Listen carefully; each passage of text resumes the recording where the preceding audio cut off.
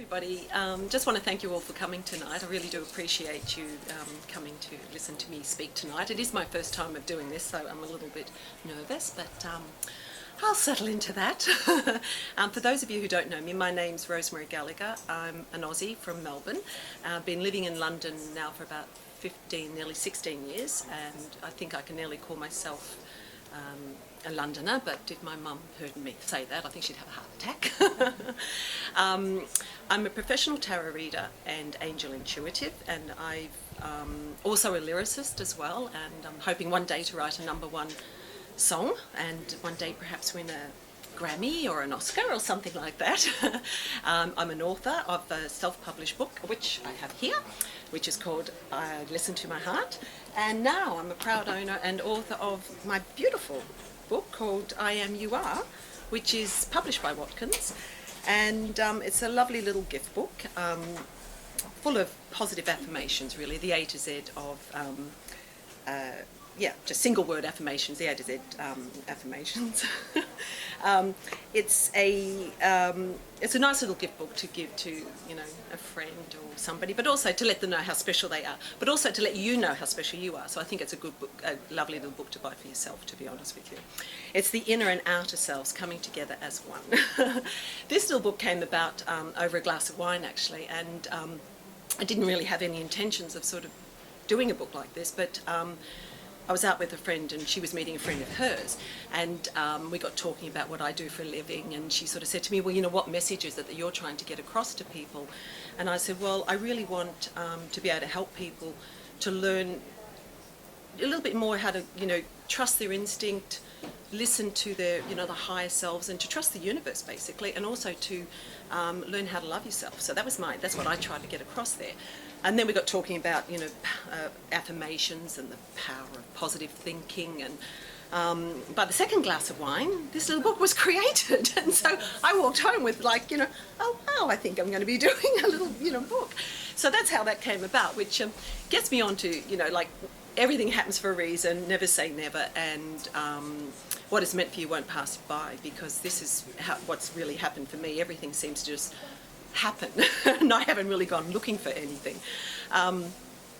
I thought I'd start at the beginning and just how I found my spiritual voice first off, and then just sort of move in quickly how I found my creative voice.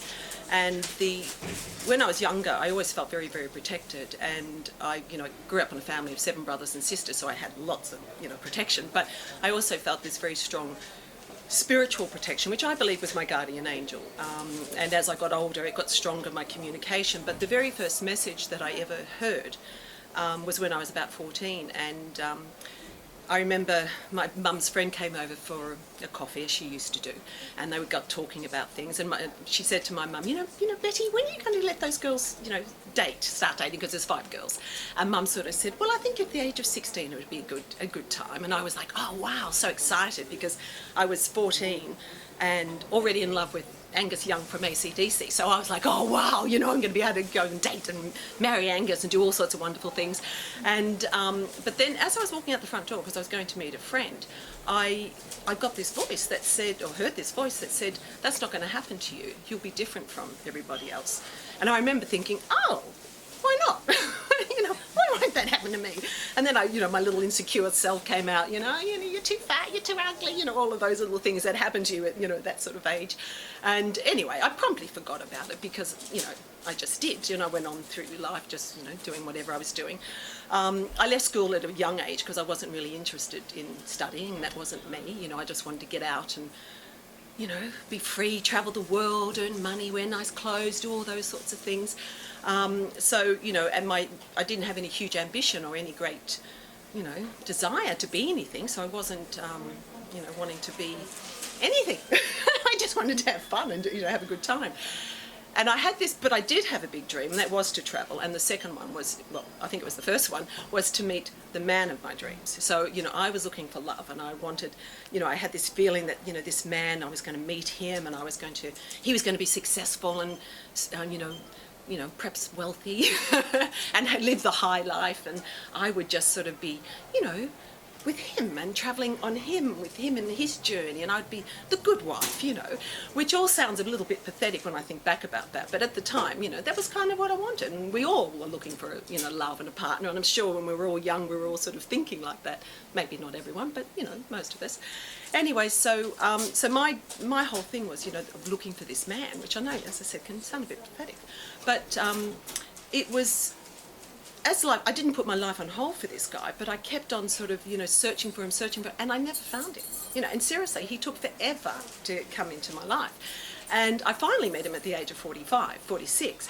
But, so in that time, I'm still single, I'm still looking for him, and I'm still doing nothing for me, I was sort of had this always looking on the outer instead of going in, and I wasn't picking up that message that the universe was trying to say, listen, girl, you've got more to do. And I'm like, yeah, just looking, and just going on with my life. A happy life, by the way. I wasn't miserable that there was no man in my life for this long, but my love life seemed to be really, really different. While everybody else was going along and sort of breaking up and having, heartbreaks and getting engaged and weddings and babies, I'm still like, oh, I still haven't been in love. I still haven't met that man, But I felt that my angels were really, really protecting me. And I knew that they were protecting me for a reason. And at times I was very frustrated with that too, by the way. I used to sort of have chats and sort of say, back off, give me some space, let me go there, let me be like a normal human being. And I had forgotten that message that told me you weren't going to be like everybody else, And anyway, so then and that was my sister who brought to my attention how I used to always talk about the angels, and she told me about there was this angel expert coming into town, and she said, why don't you go and listen and see what she's got to say? And I was like, well, okay. So I went along, and anyway, so, learned a little bit more about the angels and how to talk to them, how to look for signs and whatnot.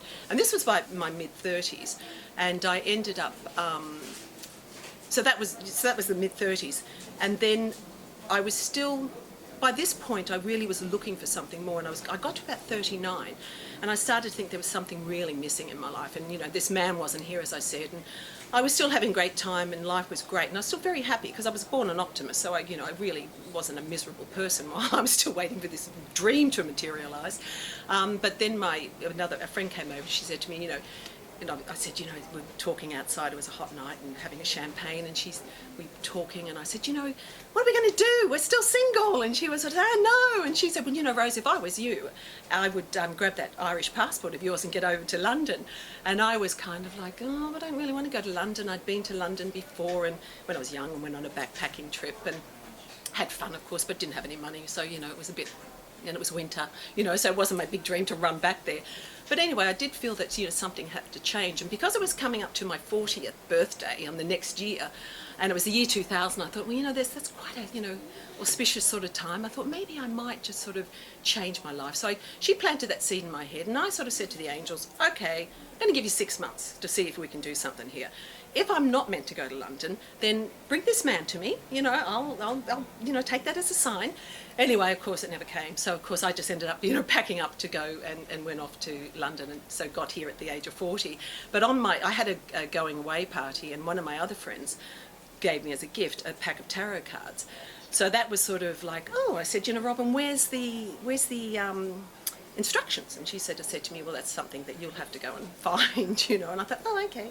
So me and my little tarot cards off, we went to London, and I got here, and in the meantime, I'm still really talking to the angels, because I really, was saying, I'm on my own here, I'm 40, help me find a good job and make new friends and things like that. And so that's, that happened. Everything just fell into place beautifully, so it was really lovely.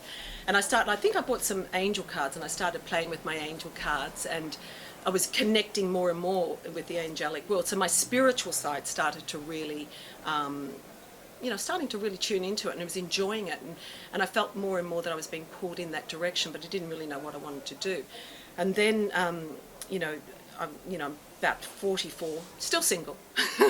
And then my another friend came over, and it was my another birthday was looming, and another friend came over, and she gave me a present, and it was a subscription to the Psychic College in London.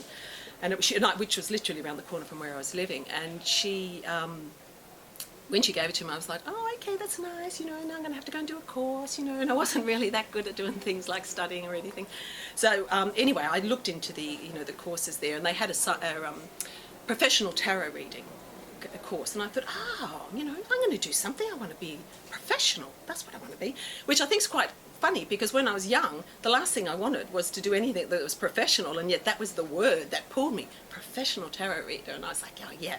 Anyway, so I ended up doing the course and finished that 30 weeks later or whatever, and at the end of it, the teacher said to me, you know, oh, you're a real natural, you are. And I'm like, me? A natural? You know, I didn't think I was a natural at anything, and because I didn't really think I had any talent, to be honest, any creative talent or spiritual talent. So it was sort of a little bit of a shock for me that this was sort of happening.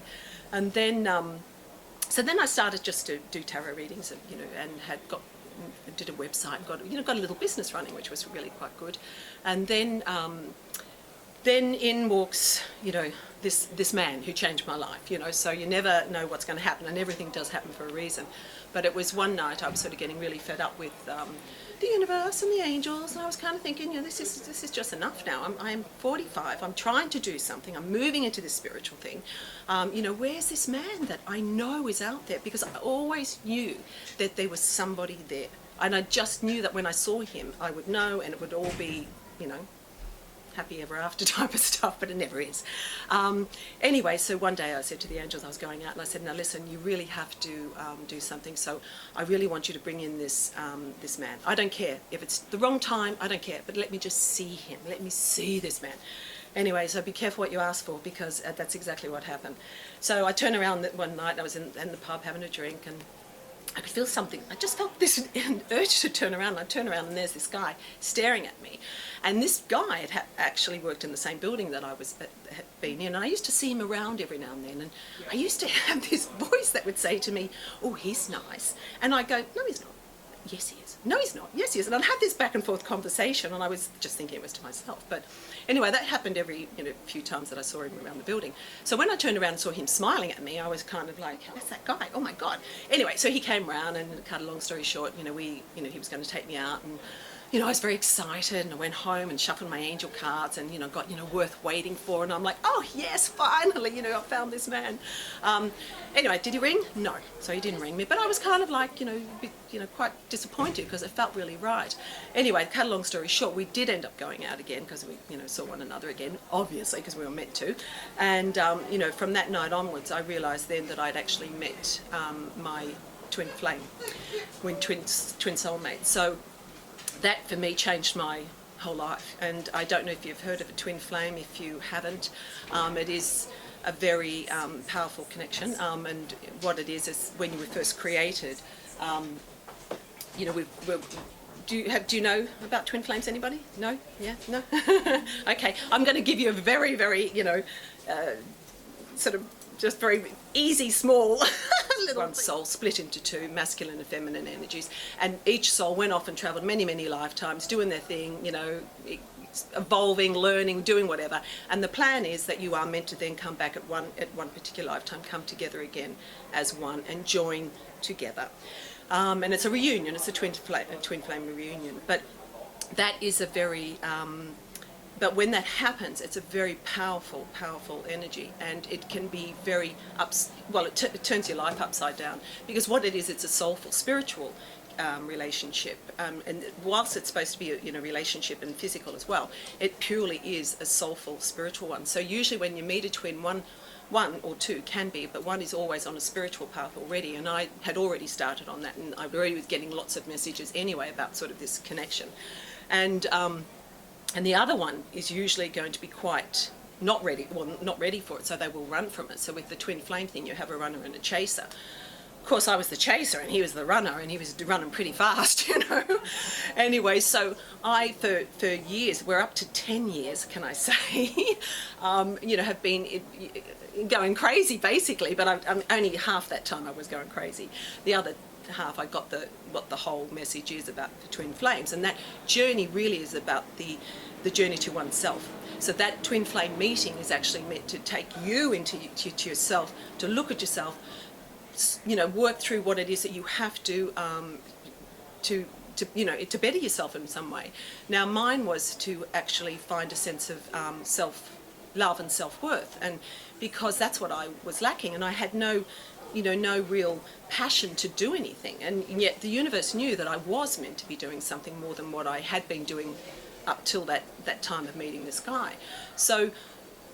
But that took me 3 years to realise that I was supposed to go within, and work it out myself, But I did, and again, it was somebody else, because when this guy came, it turned my world upside down, because I knew with all certainty that this guy was this one, but he was running. So I was sort of just waiting for him to wake up and come and get me, So every day I'm like, maybe today he will, maybe today he will.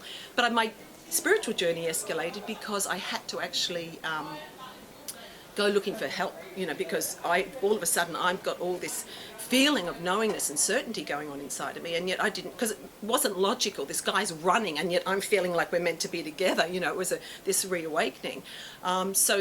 So eventually, I was going up to the angels and everything, help, going, having psychic readings and doing whatever, because I needed to get answers, and I needed to know that I wasn't crazy, because it really can, just consume you, 24/7. They're on your mind, they're in your body nearly, Anyway, so I hadn't tapped into any creative talent by this point, and my sister, I rang her up, after probably, I'm up to year 3 here or whatever. She was sick of me. Rosemary, why don't you write it down, what you're feeling? Why don't you let out your feelings on a piece of paper? Anyway, so I said, I can't write, because one of my favourite words was I can't. It was so much easier to say that. And anyway, so I did end up just sort of writing down how we met and how I felt and this and that. And then about a year later, I reread it, and I thought it was quite funny. And I thought, because one good thing was I was born with a sense of humour, and I could always laugh at myself. So I kind of thought, and I started to read it, and I thought, this could make a good movie. And I saw this movie like Bridget Jones or Sex and the City, or something like that. And then I said to a friend, I said, I like my little story. And she said, well, perhaps you might want to write a book first, because that's usually how things happen. I said, well, I can't do it, so I'll have to get a ghostwriter to do it. So I went down that channel, and this ghostwriter came back with a few chapters. And I was like, I don't think I'd write that. That's not what I'd say. So then I just sat there and I thought, what would I say? I'd say this. And so I started type. And before I knew it, I was just typing, and I wrote about 4 chapters of this book, which I had never written anything in my whole entire life. And so I was kind of like, oh my God, maybe I might be able to do this. Maybe I do have a little bit of a talent. Anyway, so then So I said to the woman, how about you edit it and I'll write the chapters? And so she said, yeah, great idea. So within 2.5 months, I wrote my book. I listened to my heart, and I'd never written anything before. So once, and then obviously, I ended up going down the self-publishing route, which is great. But and then with that, because I saw it as a movie, I thought I needed a soundtrack, and a friend at work, he was a musician, so I said, hey, how about you write a song? So, I've got this big movie plan going on here. And so he did that, and he came back with a song and the lyrics, and I was kind of like, nice song, but not my type of lyrics. But he said, well, you write them. And I was like, I can't write lyrics, And of course, I had to write them, so I sat down and sort of, what do I want to say about all of this, So I wrote this, I wrote this song in about half an hour, and I was like, oh my God, look what I've written, once again, so excited that I'd written something that actually sounded okay. So he ended up recording that, and that was my very first song. And I actually thought that was a fluke, so I thought, well, maybe I better write, another one. So then I wrote another one, and then I wrote another one. I wrote about 5 or 6 in that one particular week, and I was like, where's all this coming from, And I rang my friend once, and I was telling her, I said, where's it all coming from? And she said, it's coming from your heart. And I thought, oh my God, that is so right. It's coming from my heart. This guy had woken all of these feelings inside of me and tapped into this creative, my creative voice. So he really was my muse, And anyway, so then, so then that was that. So what I ended up, discovering through all of this is that, he's still gone. He's by this point he's moved, back to wherever he came from, and but it didn't. The feeling and that I still have for him is still very much there, because it just doesn't go away. But what it was, I still did what I had to do on this twin flame journey. I did go and find myself. So whilst I lost myself for quite a while in this fellow, I actually ended up finding me. So that was the, you know, the greatest gift of all, as far as I'm concerned. So now, you know, I'm somebody. You know, I'm just not somebody's daughter or sister or friend. I'm a published author now, and I'm a lyricist, and you know, and I've got my own business doing tarot cards, and I've got, you know, I'm free. I've got this freedom now to do whatever I want to. And I go and live in, you know, a friend in New York. I go and stay with her, and I go and work anywhere in the world doing what the work I do now. And so all of this happened because this person came into my life to help me find me, and that's what a twin is also meant to do, is to help their counterpart on their journey. So he has done that, you know. And also, you asked, I thought meant to get together, but you know, as I said, we're up to 10 years and we're not there yet, but that doesn't matter. Who knows what tomorrow will bring, you know. So we'll just sort of wait and see. But so that's sort of how I started out in my journey in my spiritual, and found my creative voice and my spiritual voice. So it really is that life is, you know, anything can happen at any time, you know, if you're open to it, and everything really does happen for a reason. And you know, I think if people can just really trust more in that, you end up living a really much more peaceful, happier life, trusting that the universe is actually going to look after you. Now, of course, you can't just sit there and do nothing, go, oh yeah, you know, it's all going to just come to me. You know, you have to participate in life and make things happen. But you know, generally speaking, from what I've experienced, you know, it really is, you know, a wonderful journey if you go with the flow and start really, you know, just allowing and trusting that the universe will give you what you deserve, you know. And I always ask the universe now, you know, for everything that's meant for my highest and greatest good, you know, the best man, the best work, the best friends, the best of everything, you know. And I really can relax knowing that, you know, it does happen, it does, you know. And anything can happen, you know, when you're open. It's just good. So that's my story, my brief story. Thank you very much. Do I prefer my life before him or after him? I prefer my life a zillion % now. My life now is just, it's wonderful. I feel so blessed because seriously, it's just so easy and it's so lovely. But the thing is, I'm me. You know, you know, as I said, I'm doing something now for me, and it's just so satisfying now. Whereas before, I was just floating around. As I said, I was going to be living somebody else's life. That's terrible to think that I was thinking of doing that, you know. And I was thinking that still for a long time, which is terrible. And you know, I'm shocked. I want to whack myself. What was I thinking?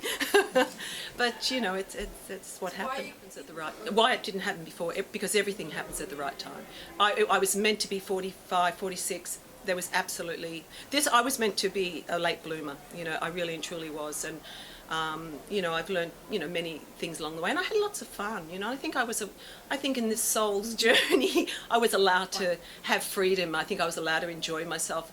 I think perhaps, you know, in a past life, you know, I may have had a lot of responsibility. I may have even had lots of children, you know, and in this life, it was like, you know what, this one can be your nearly sort of pure, you know what I mean, in the sense, because I haven't had a broken heart, I haven't been in love. No, that's crazy, there's nothing wrong with me, you know, I don't have two heads, you know, and all these other people I sort of see getting boyfriends, and as I said, and I'm like, what is wrong with me, you know, but once I realised that the twin flame came in, I could see, oh, I see what was going on here. You know, and that's only something, as years went on, I started to understand more and more about that, you know, that twin flame connection and how it is about you, not about them. And once you get it together, hopefully they're sort of working, you know, parallel too. They're doing the work on themselves.